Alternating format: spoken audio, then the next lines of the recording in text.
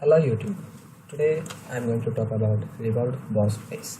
So to apply Revolved boss, we need to first define a sketch. For that we are drawing in top plane. Suppose we need to make a ring or a pipe, circular pipe. So I'm defining it.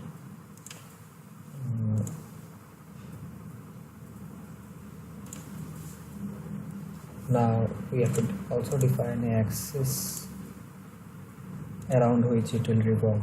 So this is our axis. Now click on the revolve boss place. Now it automatically revolves. We can do some modifications such as change its angle to suppose 90 degrees, so it will be revolved up to 90 degrees. And we can use the thin feature to make it pipe. So I am making a 10 mm thick pipe, so it is given 10 mm.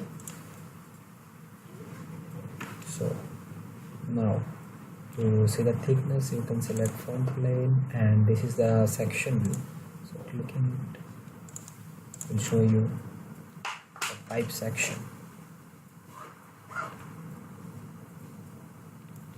So this is all about Revolved boss base. Thank you for watching my video. Like, share and subscribe.